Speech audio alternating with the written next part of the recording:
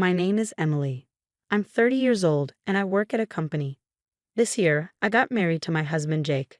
The only unusual thing about our marriage was that Jake already had 2 children from his first wife, who passed away last year. His older son, Ethan, is 10 and his younger son, Noah, is 8. After marrying Jake, I suddenly became a mother to them. Noah accepted me right away and treated me like his mom. But Ethan was different. He kept his distance, spoke to me awkwardly, and didn't seem comfortable around me. I understood that he was still grieving his mom, so I didn't rush him. I just hoped that little by little he would open up to me. 2 years later, I found out I was pregnant. Soon, I gave birth to a healthy baby girl, Lily. Ethan and I were still not very close, but he was incredibly protective of Lily. He loved her like a real little sister. Overall, our family was doing well, but there was one big problem. Jake's parents were always mean to me. His father, Robert, and his mother, Linda, never missed a chance to put me down. Instead of being happy when I was pregnant, they criticized me. They said that because Lily was so much younger than Ethan and Noah, people would gossip about them being half-siblings. I couldn't believe it. Were they really so worried about what others thought that they ignored their own grandchild? Since Jake and I both worked, we often left the kids at Robert and Linda's house, and we usually had dinner there after work. Every time we ate together, Linda would throw insults at me. "You're a woman, but you don't do anything around the house. You just work, have a kid, and that's it. What a shameful wife you are," she would say. She only said things like this when the kids weren't around. Robert also took any chance he could to blame me for things. Over the years, they had yelled at me and lectured me so many times that I couldn't even remember all the insults. But the worst part, they would purposely leave me out during dinner. They would serve food for everyone except me. Then Linda would smirk and say, "Oh dear Emily, looks like we forgot your portion. But it's fine, you're trying to lose weight anyway, right?" Then she would laugh. She said I didn't need to eat much, but the truth was they weren't letting me eat at all. And Jake, he just sat there and ignored everything. He didn't defend me, he just ate his food like nothing was happening. In the middle of all this, the kids were the only ones who stood by my side. Noah would offer me some of his food, saying, "Here, you can have this instead." Even Ethan, who usually didn't talk to me much, would quietly say, "This is really good," and place some of his food on my empty plate. When Robert and Linda saw this, they were not happy.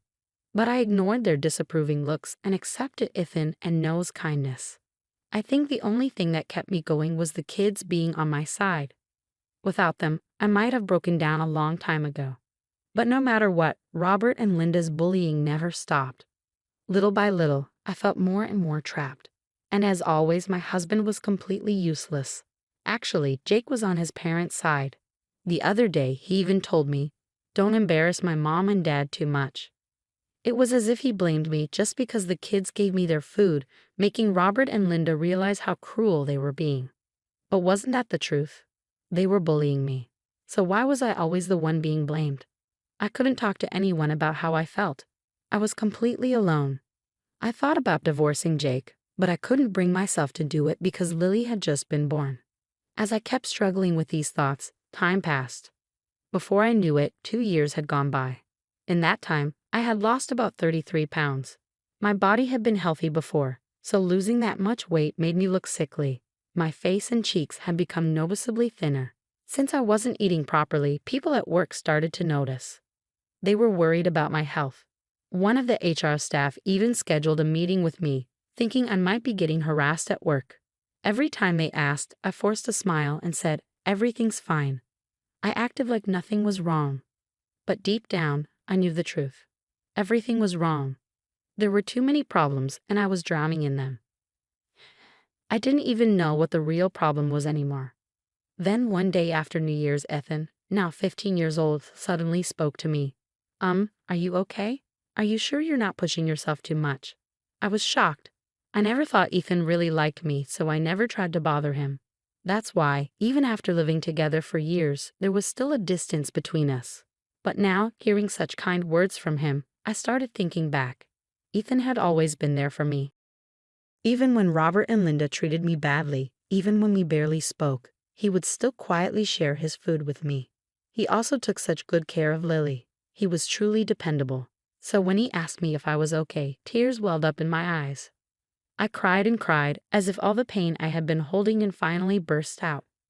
I knew it was embarrassing to break down in front of a 15-year-old, but I couldn't stop. Between sobs, I told Ethan everything I had been keeping inside for so long. He just listened quietly, and in that moment I realized something. Ethan, a teenage boy, was more reliable than my own husband, a grown man. When I finished talking, Ethan finally spoke. "What do you want to do, Mom? Do you want to leave him?" I want a divorce," I admitted. "I just want to get away from him and his parents." "I think that would be the best thing for you, Mom. You've suffered enough." Hearing those words made me cry even more. But at the same time, I felt relieved. After talking to Ethan, I finally found the courage to ask Jake for a divorce. All I wanted was to take Lily and get far away from him and his awful parents. When Jake heard my decision, his face turned red with anger. He yelled at me, but in the end, he just snapped, "Fine. Do whatever you want. I don't care anymore," and signed the papers. We agreed that I would leave the house in a week so I could pack my things and Lily's. While I was busy packing, Ethan spoke to me again. "If it's possible, and if it's okay with you, could you take us with you?" I looked at him confused. "What do you mean?" "Well, actually." Then he told me something that broke my heart. That man burned all the photos of our mom that Noah and I treasured so much. Those were the only memories we had of her. He also never let us visit our grandparents on Mom's side. Even after she passed away, we still haven't been able to see them properly. Plus, we haven't even been allowed to visit our own mom's grave. Our grandparents have been wanting to see us, but that awful man keeps telling them not to come. He's keeping us away from our own family. I was completely shocked and speechless. Robert and Linda were terrible, but my husband was just as bad as them. I really wanted to take Ethan and Noah with me. When I told Ethan this, he looked relieved and even laughed a little. It was the first time I had ever seen his real, happy smile. "Thank you so much," he said. "And I'm really sorry for being so distant and cold toward you all these years." For the first time, I truly felt like his mother. Then Noah spoke up. "I want to go with you too, Mom." At that moment, I became more determined than ever to take them both with me. I contacted their mom's family and took Ethan and Noah to meet their grandparents. When their grandparents saw them after so many years, they burst into tears. They told me they had always worried about the boys and wanted to see them so badly. I explained that I was divorcing Jake and wanted to take Ethan and Noah with me. Their grandparents immediately agreed. Not only that, their aunts and uncles also offered to help me financially, knowing I'd soon be a single mother. It was the most generous offer I had ever received, so I accepted their help. Ethan and Noah were overjoyed. Now that they could finally see their grandparents whenever they wanted, they smiled in a way I had never seen before. A few days later, we had a big family meeting at Robert and Linda's house. For Lily's safety, I left her at my parents' house. Jake had a terrible temper, and I was afraid he might lash out and scare her when he got angry. When I told Robert and Linda about the divorce, they exploded in rage. They yelled horrible things at me. "What kind of wife and mother are you? I've never met anyone as awful as you. Do you think our son is just an ATM for you? I told Jake not to marry someone like you. I knew you were bad news from the start. You selfish, irresponsible woman. You should rot in hell. My God, I feel like I was tricked into letting my son marry you. I can't believe you turned out to be such a horrible woman. I feel like I've been scammed." How could they ignore all the terrible things they had done to me over the years and still have the nerve to say such things? I ignored the harsh words from Jake, Robert, and Linda and asked, "Am I getting custody of Lily?" I tried to keep the conversation going, but Robert and Linda clearly didn't like that their insults weren't affecting me. They said, "Yeah, take Lily with you," but it sounded like they didn't care at all. I guess they didn't want her because she was a girl, and girls aren't seen as important for their family legacy. All right then, that's it. You've packed your stuff, so get out. I'm glad someone like you will be gone from our house. That's when Ethan spoke up. I have something to say." What do you want?" "Ethan and I are leaving with Mom." "What? What are you talking about?" "No, we're not staying here anymore. You ignore everything horrible you've done to Mom. But from our view, she's been a much better parent than you." "What did you just say, you little?" How dare you talk to your own father like that? You all need to just listen to me and obey. And that's exactly what I can't stand about you. Ethan said sharply. You try to control everything, even Mom, who passed away because of you. She suffered so much, and in the end, she took her own life because of you. And not just you, Robert and Linda, it's your fault too.